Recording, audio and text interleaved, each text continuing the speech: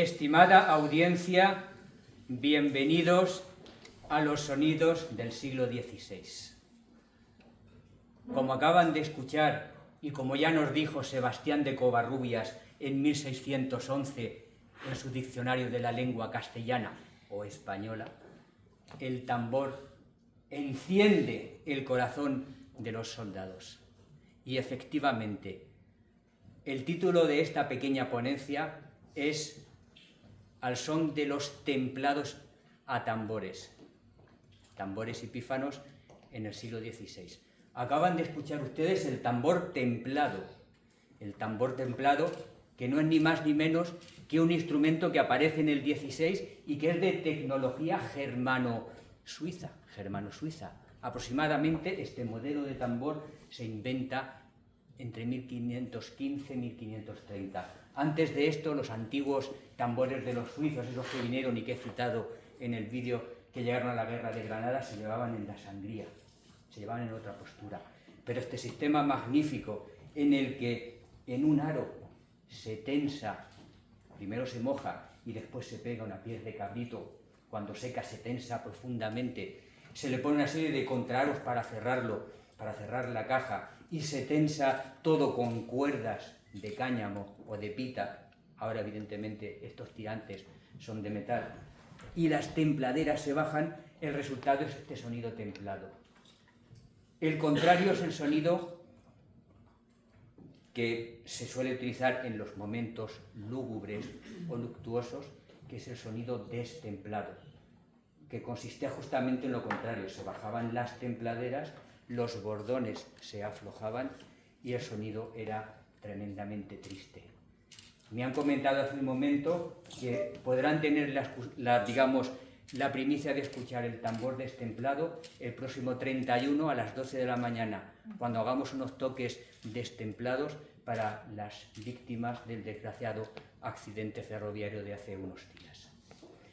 Miren, les voy a decir una cosa muy importante. Gracias a este tipo de tratados que he estado trabajando, que habla de tambores, podemos saber ya con rotundidad absoluta que la base de los toques de ordenanza, eso que los franceses le llaman la celeustique y que nosotros deberíamos empezar a utilizar, que es la celeústica, esto es, las transmisiones de órdenes a través de sonidos acústicos, como por ejemplo el tambor. Gracias. Si nosotros miramos, por ejemplo, el hombre de Viturbio, el hombre como medida de todas las cosas, nos daremos cuenta que estamos en el Renacimiento y que justamente son las piernas en movimiento las que dan lugar a los toques de ordenanza. Se lo voy a explicar con ejemplos muy prácticos. Si me permiten, me pongo otra vez mi parlota. Miren, cuando estuve trabajando el método de tambor de Tonneau-Arbaud de 1589, nos explica clarísimamente y con una rotundidad absoluta que el tambor le servía a los soldados para marcar el paso. Y además les indica cómo se marca el paso. Se marca de la siguiente manera.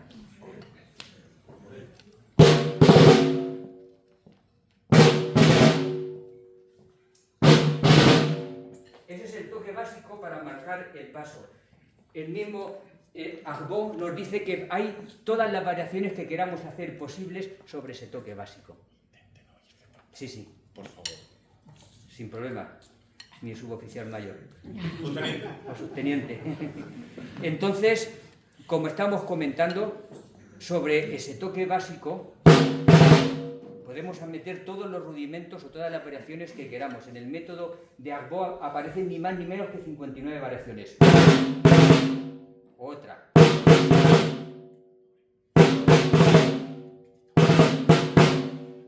Pues a partir de estos elementos básicos podemos construir como motivos pregnantes las ordenanzas. Voy a crearles ahora mismo una ordenanza de tambor a partir de ese toque básico que tenemos reflejado en el método francés. Fíjense.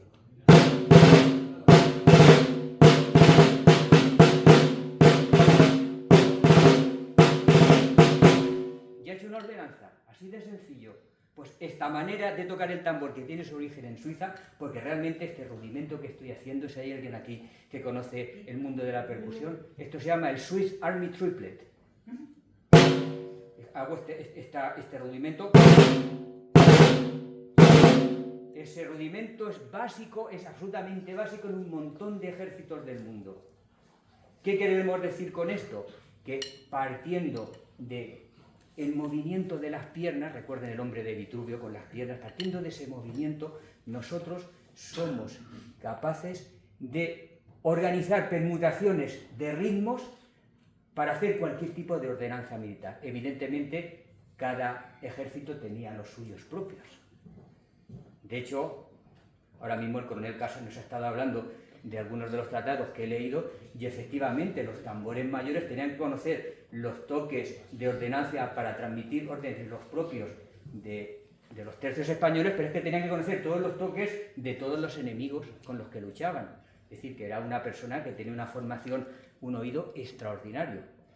Entonces, evidentemente, nosotros hemos llegado a la conclusión de que partiendo de ese movimiento básico se estructuran todas las ordenanzas que no son ni más ni menos que series de 8 compases. Si hay algún músico...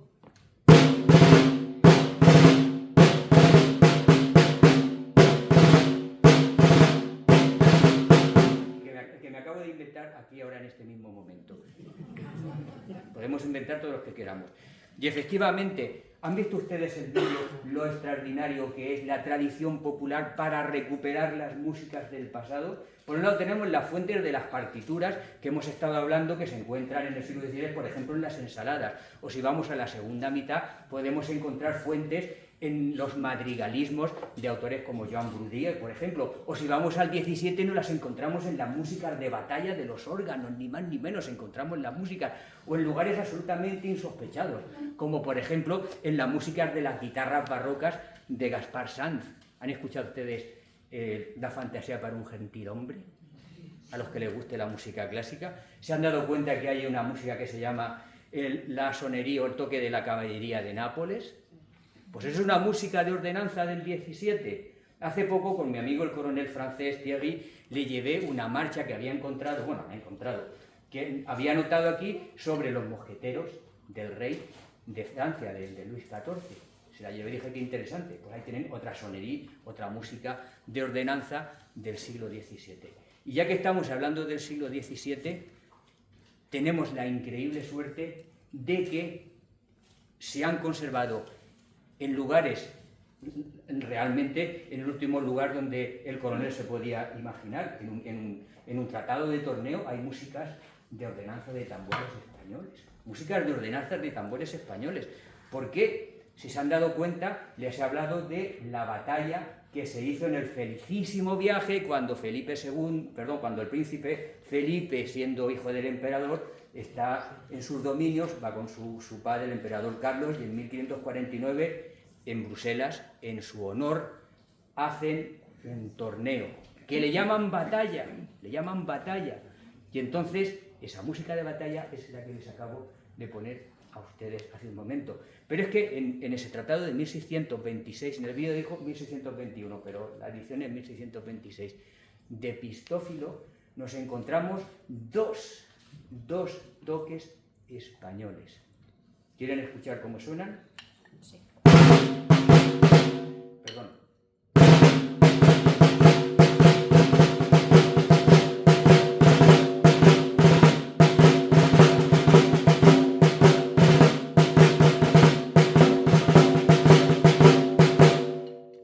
Estos toques, en realidad, son toques de ordenanzas. ¿Qué ordenanza transmitían? Pistófilo nos dice que había 29 órdenes diferentes. Algunas, de momento, en las investigaciones las hemos podido identificar, otras todavía no las sabemos. Las partituras del siglo XVI y XVII de tambores presentan un importante problema, y es que lo que se tocaba no correspondía a la música que se escribía. Ustedes, seguro que más de uno de los que están aquí hablan perfectamente francés y lo conocen. Si yo les digo en francés, les chapeaus son beaus, estamos diciendo lo que está escrito. Sin embargo, en francés dice les chapeaux sont bons, les chapeaux sont bons. Como ven, no tiene nada que ver lo que se escribe con lo que se pronuncia. Pues en los métodos de tambor o en las partituras de tambor que me he ido encontrando, justamente ocurre esto. Que pasa como cuando se les enseña música a los niños pequeños. Que tienes una figura, una mínima, por ejemplo, que ahora se traduce, lo podemos transcribir como una corchea para las equivalencias del tempo, y entonces sobre esa te ponen tere, tere. ¿Qué significa? Que sobre una nota hacían 3 o 4 golpes. Eso queda clarísimo si hay algún aficionado, como digo, al mundo de la percusión, cuando vemos los tratados de tambores británicos como el de Potter de 1814, ahí encontramos que ya no ponen las sílabas, las onomatopeyas como el tere, tara o tere, te, tarará, te, ta, sino que ya ponen números encima. Vamos a hacer un redoble de 5 golpes, vamos a hacer un redoble de 7, vamos a hacer un redoble de 9, pero en el siglo XVI y XVII todavía no sabían escribir con claridad el tambor. La escritura del tambor todavía no estaba demasiado clara. Entonces, cualquier colega mío, musicólogo, que haya estudiado, como yo en su momento, paleografía musical, pues se encuentra con las partituras de tambores del 16 o del 17 y dicen, esto no tiene sentido. Sin embargo, yo tengo una suerte extraordinaria. Primero porque nací en Ellín y llevo tocando el tambor desde los 2 años. Y tengo 62. Y segundo, aparte de eso, es que estoy en el mundo de las recreaciones. Entonces, claro, yo toco el tambor andando. Etcétera. Entonces, me he dado cuenta, he entendido perfectamente bien qué es lo que me quería decir Tonó d'Arbaud o qué es lo que me decía Pistófilo en sus métodos de tambores. He sido capaz de entender qué me dicen exactamente y claro, cuando se reconstruyen esos toques, sale un universo sonoro de toques militares extraordinario, que encima, fíjense ustedes, están conectados con los toques de los suizos, que además esos toques están conectados con muchos de los toques de las tradiciones populares de las tamboradas españolas, que es donde se ha quedado toda esa música, donde se ha quedado toda esa música. La música de los tercios se ha perdido, no existe, pero la música de las milicias sí que quedó en las milicias, en los pueblos y las villas y las ciudades de la corona, básicamente de Castilla, ahí se ha quedado y entonces gracias a eso las conocemos y las tenemos. Estamos en la labor de identificar qué significa cada una de esas músicas. Por ejemplo, les voy a poner el caso de Yecla. En Yecla, en 1641, van a luchar en las guerras de Cataluña contra los franceses y ese año vuelve la milicia sin ningún muerto. Entonces empiezan a celebrar un alarde festivo que luego se vincula en el siglo XVIII a la festividad de la Purísima. Pues la música que toca es esta.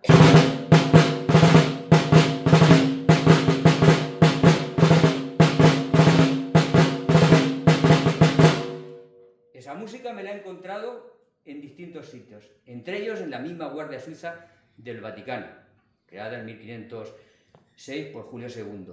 Nosotros somos anteriores, vinculamos los tambores gracias a Gonzalo de Ayora en 1503, que es cuando se introduce en los alabarderos, que además presumía, decía Gonzalo de Ayora, que cayó en desgracia luego en la Guerra de las Comunidades, por eso no se conoce casi nada a este gran patriota español. Decía, somos capaces de escuadronar en alas sin necesidad de ni siquiera de pífaros y de atambores, porque el pífaro se llamaba pífaro originalmente, y de atambores, que es el nombre del instrumento de la época.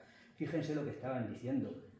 Eso significaba que no hay más opción para escuadronar y para moverse, y lo que estaba diciendo, eso se tenía que hacer con una disciplina fría, con el paso de todo el mundo a la vez. Y era tan presumido que decía, somos capaces de hacerlo sin los atambores y los pífaros de los suizos, somos mejores que ellos ya. 1503, estamos hablando de esa fecha tan temprana. Bueno, pues les sigo contando del toque de lo que pensamos que es el toque de llamar del siglo XVI. Ese toque en Yecla es el toque de a las armas, de disparar con los arcabuces. Sin embargo, ese toque me lo he encontrado en Ellín con una ligera variación. Escuchen la diferencia que hay entre el toque de Yecla y el toque de Ellín.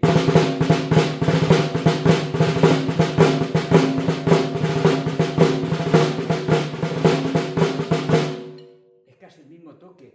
La diferencia está en que le mete 2 notas de más. Eso Antes del siglo XIX se llamaba un arrastre. Ahora eso se llama un drag en el mundo del tambor. Le meten un arrastre. Y para colmo, cuando estudié hace ya unos años los toques de Espinosa de los Monteros, me he encontrado ese toque exactamente igual, exactamente igual, exactamente igual, en el toque de Diana. O sea, que en el siglo XVI-XVII se debió de llamar toque de llamar, nunca mejor dicho, y en el siglo XVIII se transforma, cuando llegan los Borbones, el llamar en Diana. Cuando desaparecen las milicias en el siglo XIX, en 1876, cuando la Saborea Cano Paz del Castillo, cuando llega la Restauración, y todo ese mundo desaparece para siempre, ¿qué es lo que pasa? Que las fiestas populares se quedan los toques antiguos, se los quedan los toques antiguos, las tradiciones, los tambores que era la gente que hacía sonar en la milicia, probablemente la gente pues, más humilde, se queda ese toque para él y lo vincula a las fiestas de su pueblo. Es como cuando se hacía la mili y los que habían tocado el tambor en la banda tocaban en las procesiones de Semana Santa de su pueblo. Seguro que saben de lo que estoy hablando. Pues eso pasó ya en el siglo XIX. Y gracias a esas personas anónimas nos hemos encontrado o estamos descubriendo la verdadera música del siglo XVI y XVII. Aparte de esas partituras que yo estoy encontrando, pues queda esa tradición popular inmensa. Por cierto, hace poco recuperé en Francia, en la Biblioteca Nacional Francesa, la primera música de ordenanza completa, que es la de los Dragones de Monterrey. De Monterrey, 1674. ¿Me dejas, por favor, la partitura? La registré hace unos meses, la estudié, la registré en la SEGAR y aquí la tenemos. La tenemos con la parte de tambores y con las partes melódicas. Porque es que resulta que no sabemos por qué le encargaron a Jean-Baptiste Lully, que era el músico más importante de Luis XIV, que hiciera una música para el conde de Monterrey. Y ahí la tenemos, y estaba muerta de risa en la Biblioteca Nacional Francesa. Entre los papeles que me pasó mi amigo el coronel francés, pues estaba esa, y había 14 marchas de Felipe V. La primera música de los Borbones, 1702, me he encontrado 14 marchas. Algunas de ellas estaban incompletas y he tenido evidentemente que completar la parte de tambores. Pero bueno, no hemos venido a hablar de los Borbones, hemos venido a hablar de los Austrias, como ustedes pueden imaginarse. ¿Qué toques nos han quedado antiguos? Pues mire, nos ha quedado el toque de alarma, que es el antiguo toque de arrebato. Saben ustedes que las campanas son patrimonio cultural inmaterial de la humanidad por la UNESCO desde hace 3 años. Pues dentro de los toques de tambores está el toque de arrebato. ¿Saben lo que era el toque de arrebato de las campanas de las villas y ciudades? ¿Para qué servía? Cuando había un peligro extremo, se hacía el toque de arrebato. Ese toque de arrebato en el siglo XVI también lo hace el tambor y se le llama el toque de al-arma. Al-arma, no alarma, no, al-arma. Blanco y en botella, ¿verdad? Lo conectamos. Pues se nos ha conservado a través de las campanas, en el toque en el ejército y en las milicias, en los pregoneros de tambores también de las ciudades. ¿Y dónde me he encontrado ese toque con función militar? En el ejército español no, en Cuba. Me lo he encontrado en Cuba, por Dios, en Cuba. Allí celebran todos los días ininterrumpidamente desde que construyeron el fuerte de La Habana lo que llaman el cañonazo de las 9. Lo han visto hace un momento en el vídeo, ¿no? ¿Alguien ha podido escuchar el cañonazo de las 9? Pues el cañonazo de las 9 es música española y el sargento dice ¡al arma! O ¡a las armas! Y entonces empieza el tambor.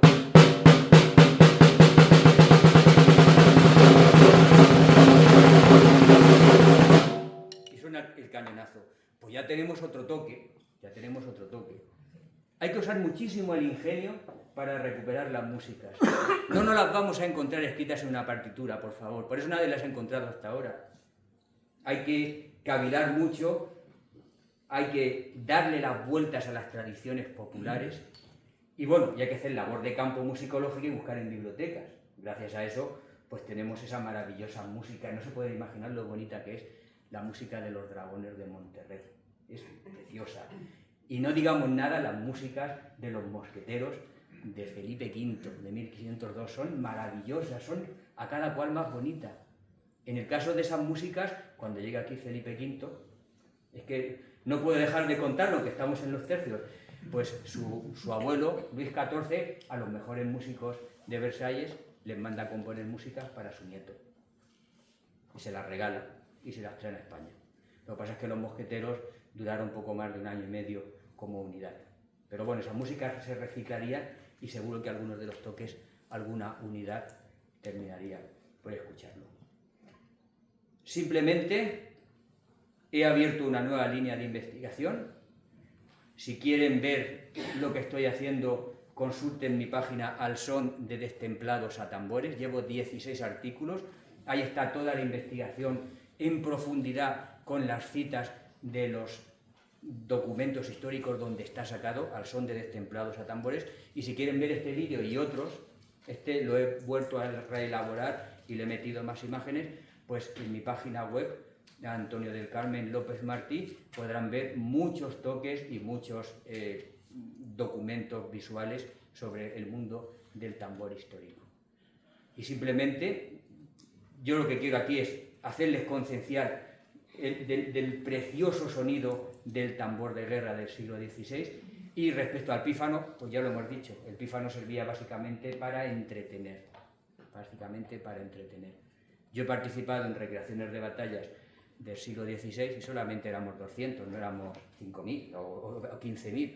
Les puedo asegurar que el tambor se escucha perfectamente a 2 kilómetros de distancia. Cuando hacemos los toques de tambor, hacemos los que pensamos que eran toques de ordenanzas de la época, y a distancia de 1,5 kilómetros, sí, da igual que haya todos los disparos que haya, absolutamente igual. Se escuchan los tambores con una claridad absoluta. Los pífanos no se oyen absolutamente nada. Los pífanos servían para entretener. ¿Y qué músicas tocaban? Lo he dicho en el vídeo.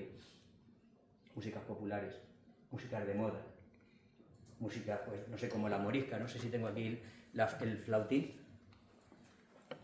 Músicas de mitad del siglo XVI. Voy a tocarles una música que pues, iban escuchando los soldados, el tambor iba tocando, ellos iban marchando y de pronto pues lo voy a tocar con un flautín, porque yo el pífaro o pífano horizontal no lo controlo. Esto es música de 1551.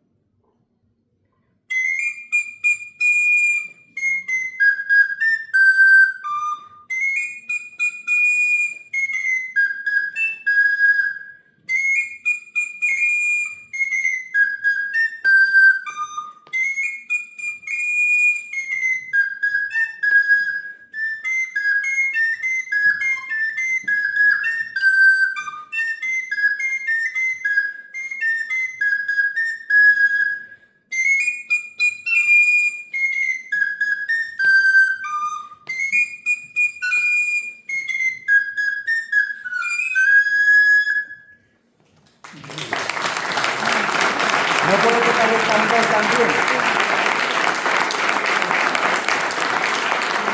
Eso iría acompañado con un toque de tambor. Lo siento, pero no puedo hacer las dos. Bueno, si alguien quiere salir y tocar el tambor, lo hacemos. Si hay algún tambor por aquí, hacemos un dúo del siglo XVI. Pues por ahí iba el asunto con las músicas de pífaros y tambores. Termino, simplemente. Si quieren hacer alguna pregunta a los ponentes, ahora hacemos un pequeño debate.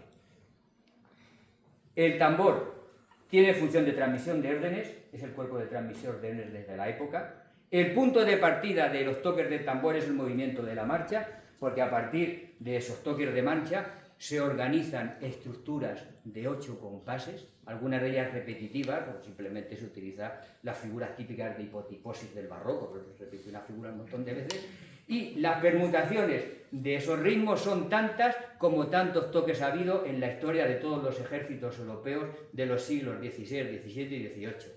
Incluso les digo una cosa, yo que participo también en algunas recreaciones del siglo XIX, la música del XIX, todas están cortadas con exactamente el mismo patrón de los 8 compases de música de marcha que nos cita mi querido Tonot Agbo en 1589. Así es que es importantísimo pensar que gracias a, como hemos visto en Fray Prudencio de Sandoval, cuando en 1530 empieza a escribir la biografía del emperador Carlos, que dice que cuando entraron a Bolonia, pues entraron los soldados pues, siguiendo el compás de las cajas, el compás de los atambores. 2000 soldados haciendo el compás de los atambores, siguiendo el movimiento acompasado de los atambores. Lo hacían, nos guste o no, lo hacían. Marcaban el paso.